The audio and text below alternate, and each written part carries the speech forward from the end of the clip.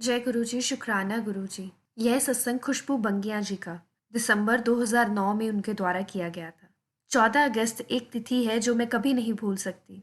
यह वो दिन था जब मैं पहली बार गुरु जी के दरबार आई और जिन घटनाओं की वजह से यह हुआ वह बहुत ही रोचक था।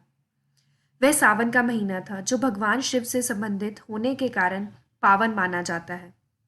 इस महीने में मैं नियमित रूप से व्रत रखती थी।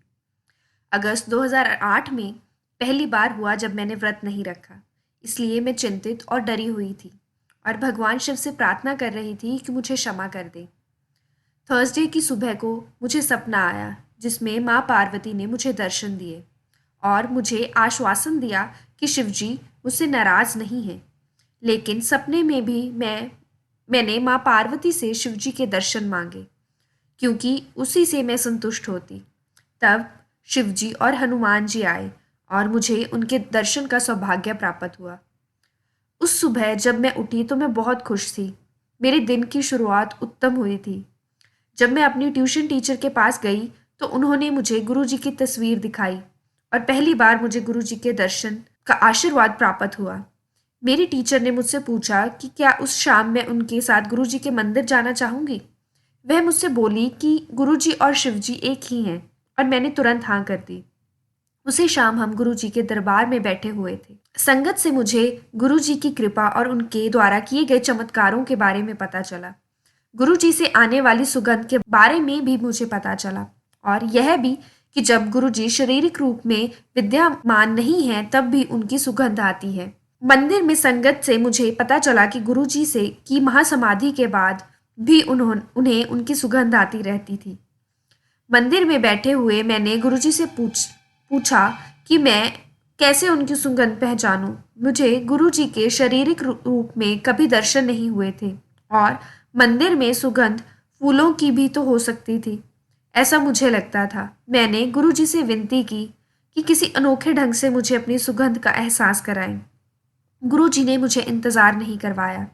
वह मेरे घर आए और मेरा कमरा अपनी कृपापूर्ण दिव्य सुगंध से भर दिया और मेरे कमरे से सुगंध का कोई और स्रोत नहीं था। अब संदेह करने का कोई कारण नहीं बचा था। बहुत बहुत धन्यवाद गुरुजी इस अद्भुत सुगंधित अनुभव के लिए और मेरे कमरे में आकर मुझे आशीर्वाद देने के लिए। जैसे ही गुरुजी एक मांग पूरी कर देते हैं हमारी और मांगे हो जाती हैं। अब मुझे गुरुजी के दर्शन उनके चोले में चाहिए थे। संगत से गुरुजी के सजीले और अद्भुत पहनावों के बारे में इतनी प्रशंसा सुनने के बाद मैंने गुरुजी से अनुरोध किया कि वह मुझे अपने उन चोलों में दर्शन दें जिनको देखकर संगत मंत्रमुग्ध हो जाती थी। गुरुजी से यह अनुरोध करके मैंने गुरुजी की तस्वीर अपने तकिए के नीचे रखी और सो गई। उस रात गुरुजी ने अपने भिन्न भिन्न चोलों में मुझे दर्शन दिए और वह एकदम अद्भुत अनुभव था। परंतु उसके बाद जो हुआ उस पर विश्वास कर नहीं हुआ था मुझे। जब मैं अगली सुबह उठी एक सहेली से मुझे गुरुजी की वेबसाइट के बारे में पता चला।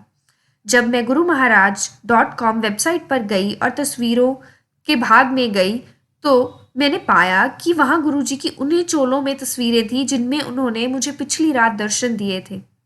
एक बार फिर बड़े आश्चर्यजनक ढंग से मुझे गुरुजी ने मेरी जो संदेह की संभावना थी वो दूर कर दी थी। गुरुजी अपने सभी बच्चों का ध्यान रखते हैं और हम सब के लिए शर्त रहित प्रेम का स्रोत हैं। मैं बताती हूँ किस तरह। गुरुजी के यहाँ आना आरंभ करने से पहले मेरी माँ एक जोशी के पास गई जिसने भविष्यवाणी की कि जल्द ही मेरा भाई निखिल बहुत बीमार पड़ेगा और उसे हॉस्पिटल में भर्ती होना पड़ेगा। और वैसा ही हुआ। माँ की सारी कोशिशों के बाद भी उस दिन हम अपनी दुकान नहीं खोल पाए। हम उस ज्योतिषी पे विश्वास करने लगे। गुरुजी के यहाँ आने के बाद मेरी माँ उस ज्योतिषी के पास फिर गई। उसके पास फिर हमारे लिए एक बुरी खबर थी। उसने भविष्यवाणी की कि दिवाली के समय हमारे लिए मुसीबतें अपनी चरम सीमा पर होंगी। हमारी दुकान का काम अच्छा नहीं चलेगा और मेरे दोनों भाई और बीमार पड़ जाएंगे। हमें बहुत बड़े आर्थिक नुकसान की संभावना नजर आ रही थी। यह भविष्यवाणी होने के बाद जब अगली बार मेरी माँ बड़े मंदिर आई हल्की बूंदाबांदी हो रही थी। वह संगत हॉल की ओर वह संगत हॉल की ओर जाती हुई मंदिर की मुख्य सीढ़ियों पर बहुत जोर से फिसली, पहली से लेकर अंतिम सीढ़ी तक। जब संगत उन्हें उठाने में मदद करने शौचालय तक ले जा रही थी, तो वह 2 बार और फिसली। यद्यपि वह 3 बार फिसली, वह खुशकिस्मत थी कि उन्हें कोई चोट नहीं लगी। मंदिर में संगत ने हमें कहा कि कोई आने वाली बड़ी मुसीबत को गुरु जी ने छोटी सी तकलीफ में परिवर्तित कर दिया था। हमें यह बात तब समझ नहीं आई। जब दिवाली आई तो हमारी दुकान का जो कारोबार था सामान्य रूप से अच्छा रहा और परिवार में सबकी सेहत भी अच्छी रही।